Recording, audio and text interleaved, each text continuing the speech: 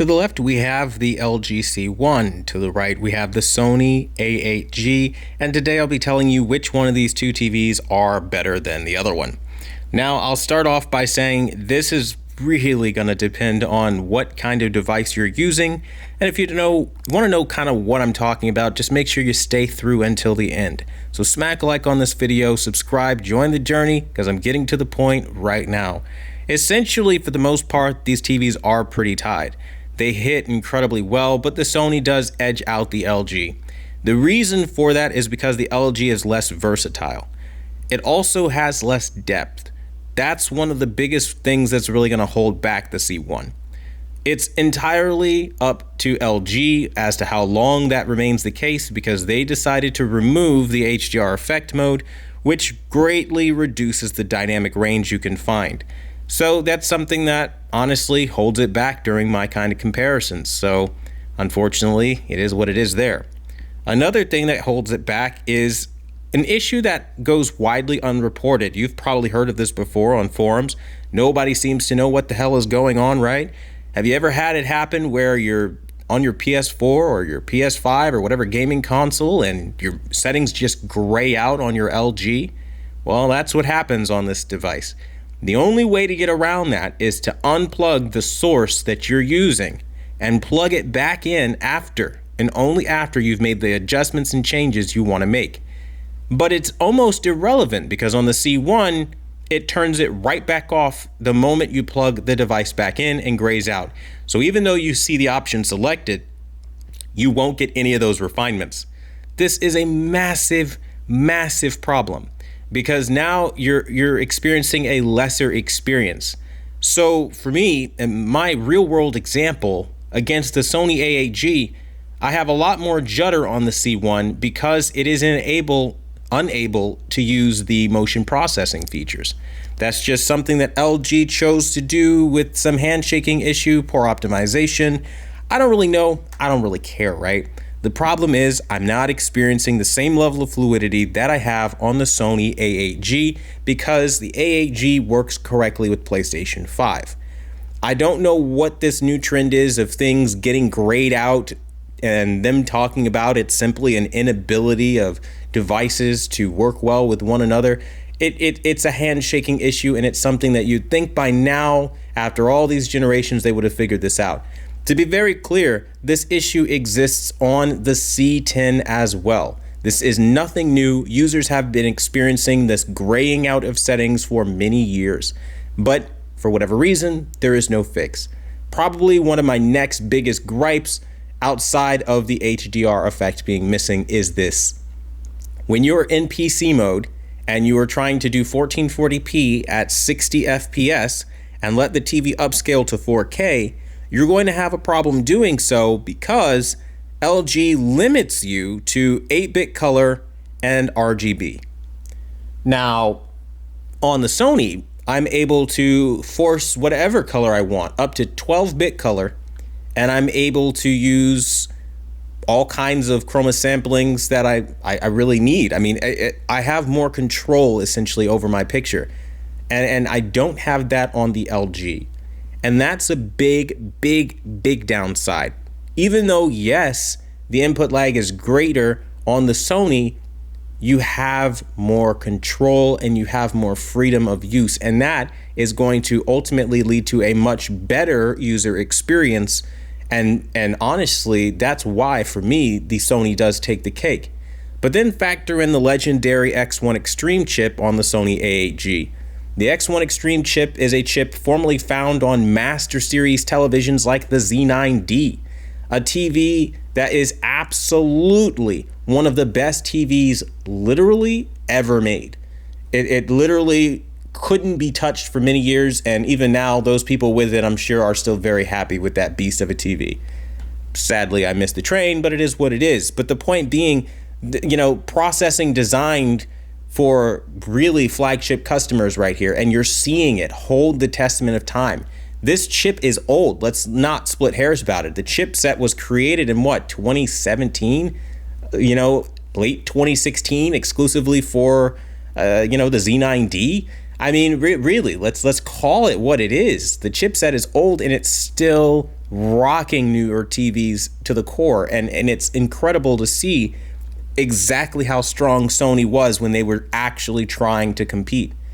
I say this because if you're looking at something like the Sony A90J or the Sony A80J, you're not going to experience this level of just shock and awe awesomeness, because Sony has refined a couple of things, and by refined, I really mean downgrade.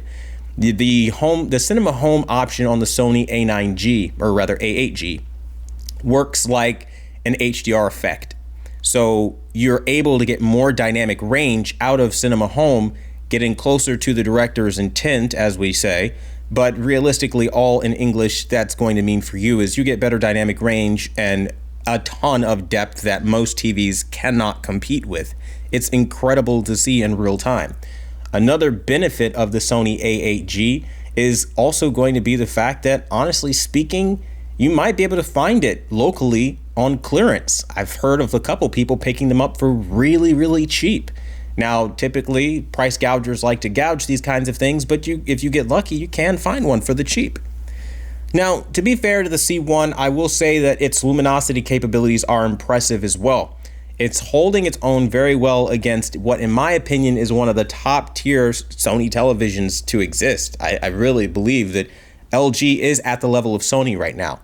And with that being the case, I think it's going to be very difficult to justify paying extra for maybe the Sony A90J or the Sony A80J. But then counteractively, maybe not so much, because at the same token, you do have settings that do gray out. This is a problem. This is a fundamental problem. Now, for anybody wondering, it is not just because I'm using an HDMI splitter and maybe it's something to do with the HDMI cables. I've literally tested this every which way from Sunday, and essentially it's just a handshaking issue. I don't understand why or how this kind of thing happens, but it does happen. And newer is not always better for everything, and that has to be reflected properly. Now, don't misread this. The C1 is an extraordinary TV. I still love it personally. I think it's a beast of a monster. But for console gamers, it may be the complete and total reverse, because again, if you're somebody that likes motion processing, it grays that stuff out and you don't really have many choices, at least from what I've seen on PlayStation. Now, as far as Xbox, for whatever reason, seems to be working just fine for me. Motion doesn't seem to gray out at all, actually. Which makes me then start to feel a type of way, because I feel like this has everything to do with Microsoft's new partnership with LG. I feel like they intentionally made the experience worse on an LG OLED with PlayStation devices so that you run out and buy Xbox consoles to favor the partnership. I can't say that that's what happened, but that's my little conspiracy theory behind why the handshaking issues exist. Now, that being said, I'm sure there are very crafty people, even craftier than myself, that might be able to find workarounds. If such a thing happens, let me know. I would love to hear about it and update this information. But right now, there is no such workaround, and it is a massive pain to have to sit here watching all of this judder without any way of getting it out. Now, if you're a kind of person that games in game mode all the time anyway, this is going to be a moot point to you, because you're likely always experiencing judder anyway, no matter what, and you probably like it or are used to it by now. To be fair, though, the LG is good for motion, so the refinements this year really have cut down a lot of that excess judder that you'd see without any motion processing on. So even though I don't like it, I do see the judder, it isn't as bad as what you'd find on Sony if you were to turn off motion processing. Which leads me to my next thing. I game outside of game mode because I don't like the way that the judder is on the Sony. It's just way too much if you were to try to use what they call a natural image the way it is. And honestly speaking, LG does perform better in that aspect. So that is something that everybody has to kind of be aware of and just kind of realistic about as well. Then there's the other aspect, HDR. There is no way that you can say this any other way, but LG is dominating Sony in HDR. They are absolutely doing something truly game-changing compared to what I saw on the A8G. It's just a day and night difference as far as clarity. And that clarity really makes a lot of difference. And a lot of movies like Mulan, Alita Battle Angel, 100 billion%. If you haven't seen that on an LG C1, do it. Oh my God, right? Like they really breathe life into HDR. And this year, the luminosity placement in HDR, when you use, here's the stipulation here, when you use AI picture processing, Jesus Christ, it's incredible. It's really a mind-blowing experience. And it really kind of has me even more sour, when I hear mainstream journalists like Digital Trends say things like the C1 isn't even close to the A90J, because that's a damn lie. That picture was literally one of the most breathtaking I've seen for HDR. And maybe it's because they do comparisons out of the box and don't really know what they're doing. But either way, I hardly think that's an excuse for misinforming people. It's something that misrepresents how the TV stacks up. The C1 for HDR, incredible. And not even my A8G can compete with that. But then again, when you talk about depth, the depth on the Sony is just going to be better. There is no other way to say that. You can't be polite about it. Sony is doing depth a whole hell of a lot better. So it then comes down to color, which goes back to LG, and you guys get the point. It's a back and forth. And ultimately speaking, originally, I would say that they are tied because they are very well spec'd with one another. But where they stop being tied is the versatility and usability issues that I find on the LG that doesn't exist on the Sony. And that's where we have to start being a lot more realistic about what we are and are not getting for the amount of money that we are paying out. Honestly speaking, I still feel very strongly about the C1. I feel like it definitely delivers a fantastic image. It definitely delivers an impressive image. But at the same time, they still kept the main problems that they had with settings graying out from the C10, but ripped out HDR effect mode and changed the UI for the sake of changing it, which I don't think was necessary. And I think honestly just made things a lot more cumbersome and annoying than they needed to be. Now, ultimately speaking, the choice is yours. You guys are going to pick whatever TV you're most comfortable with. But honestly, I feel like if we're being honest about which one is the winner, the Sony A8G is definitely going to be the winner overall. Now, if you can find an A8G, wonderful, but they are discontinued. So really, this is more for fun and to see how LG stacks up against Sony. Because for the longest time, Sony image quality has just been so much better than LG that it's literally just been you go to Sony to get the best OLED. It's very clear that LG has heard that message. It's very clear that they didn't like that message. And they went back to the drawing board and they really created something truly wonderful, way better than the C10. I'm just going to put that out there. Like, as I test more and more stuff, as more time goes on, this is definitely a massive upgrade over the C10 in a lot of important areas. You have less banding, less posterization. You have no grain in the near black areas, where before on the C10 it was ultra grainy. Upscaling on 1080p content's refined, so now it looks like 4K content, which is incredible.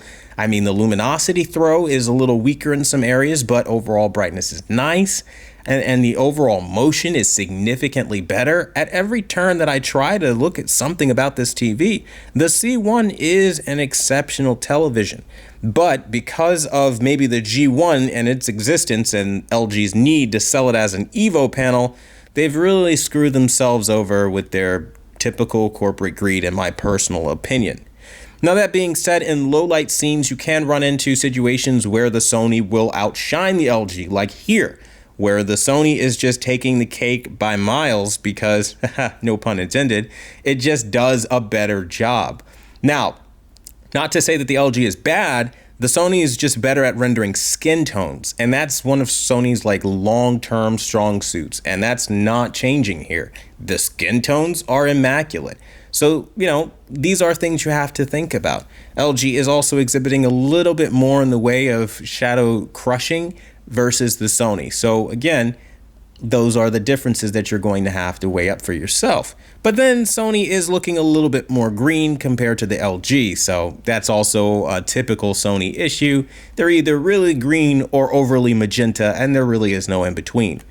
Needless to say, no matter how you look at it, both TVs are exceptional, but even in images like this, the C1 is brighter, it is doing better, it is doing a little bit more for the money in some areas. And it's hard because you want to just say that straight up, one's a winner, one's a loser. But when you weigh everything up honestly and you really put everything on the table, it becomes clear that they're very equal in a way, but ultimately Sony does take that edge, at least as far as, you know, versatility, usability, PC gaming, you know, if you're doing 1440p at 60 FPS, and there's so many other things. But if you have a specific question or something you'd like to know about these two TVs, let me know. Sorry I have the camera kind of going down.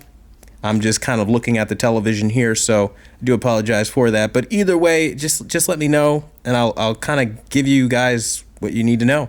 So I want to thank you guys so much for watching the #1 brand in honesty, and until the next video, I'll see you guys later.